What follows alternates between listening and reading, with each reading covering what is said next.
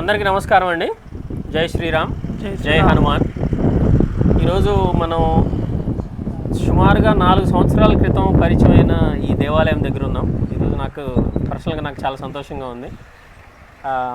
నంద్యాల జిల్లా చూపాడు బంగ్లా మండలం తంగడంచ గ్రామంలో ఉన్నాం మనం. ఈ హైవే ఉంది, ఈ హైవే శ్రీశైలం వెళ్ళే హైవే ఇది.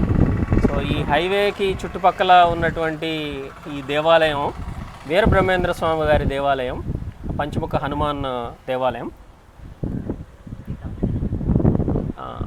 సో ఇక్కడ మనతో గ్రామస్తులు ఉన్నారు. ఒక్కసారి అంత ముందల ఈ దేవాలయం యొక్క చరిత్ర, అంత ముందల పరిస్థితులు తెలుసుకునే ప్రయత్నం చేద్దాం.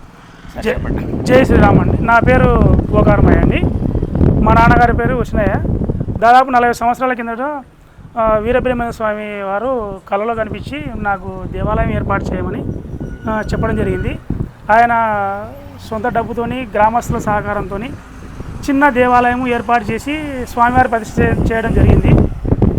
అయితే ఆయనకు వయసు ఎక్కువ అవ్వడం, మేము బీదరికంలో ఉండడం వల్ల ఇంకా చేయకపోవడంతో దానధర్మ ట్రస్ట్ వారి సహకారము,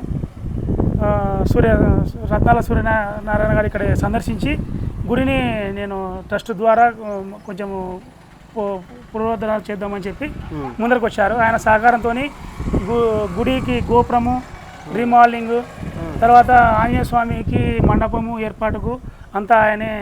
సో గోపురం ఇదంతా పాడైపోయింది, ఈ గోడ కూడా మొత్తం పాడైపోయింది. అంతా మళ్ళీ ప్లాస్టింగ్ చేశారు, మొత్తం ప్లాస్టింగ్ పడిపోయింది. లోపల కూడా మనం టైల్స్ చేయించారండి. తర్వాత ఇప్పుడు హైవే విజయవాడకు హైవే పనుల్లో ఇది పోతుందేమో కొంచెం అనుమానంతో ఇప్పుడు కొంచెం ఆపడం జరిగింది పనులు.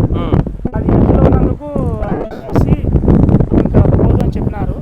పోకుంటే ధనమ ట్రస్ట్ వాళ్ళే సహకారంతో ఇంకా ఈ దేవాలయాన్ని పూర్తిగా మీ సహకారంతో అభివృద్ధి చేయాలని మేము గ్రామస్తులము భక్తులంతా కోరుకుంటున్నాం. ఓకే. సో ఇక్కడ ఈ పంచముఖ హనుమాన్ దానికి ఇదివరకు ఇక్కడ ఈ స్లాబ్ ఇదంతా ఏం లేదండి, ఓపెన్ ఉండేది. ఫస్ట్ షెడ్డే ఇచ్చారు, రేకుల షెడ్.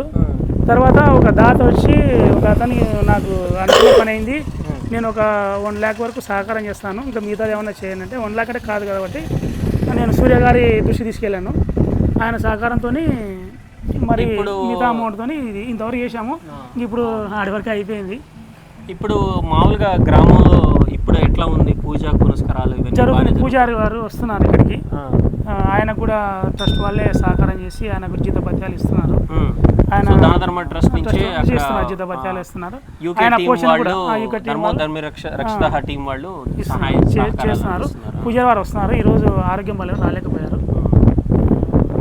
ఇంకా కొంచెం సో మామూలుగా అయితే ప్రతిరోజు దేవాలయానికి భక్తుల సందర్శన వస్తుంటారండి. సో శివరాత్రి జరుగుతాయండి రెగ్యులర్గా. స్వామివారి గురు పూజోత్సవం, తర్వాత మిగతా ఆయన చైత్ర మాసంలో ఆయన పుట్టినరోజు జరుగుతుంది.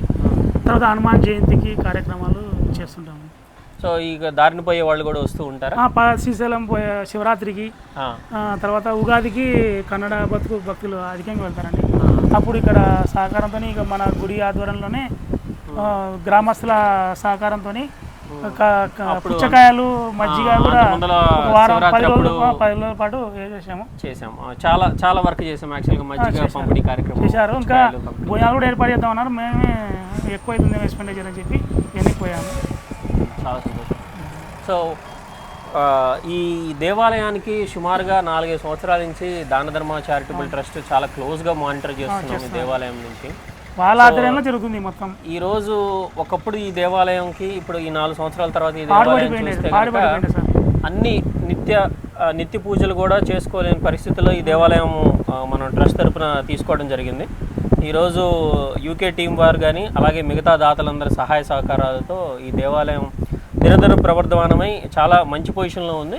ఒకసారి ఈ హైవే కనుక కంప్లీట్ అయిపోతే మిగతా పనుల గురించి కూడా మనం గ్రామస్తుల సహాయం అలాగే దాతల సహాయంతో మనం కంప్లీట్ చేసుకునే ప్రయత్నం చేద్దాము. ఇలాంటి చిన్న దేవాలయాల్ని పరిరక్షించే భాగంగా దానధర్మ ట్రస్ట్ చేస్తున్నటువంటి ఈ కార్యక్రమంలో ప్రతి ఒక్కళ్ళు కూడా భాగస్వాములయ్యి మరిన్ని దేవాలయాలు కాపాడుకునే ప్రయత్నం చేసి మన ధర్మాన్ని గ్రామాల్లో పరిరక్షించుకునే ప్రయత్నం చేద్దాం. మరొకసారి దాతలందరికీ కూడా నమస్కారం. జై శ్రీరామ్, జై హనుమాన్.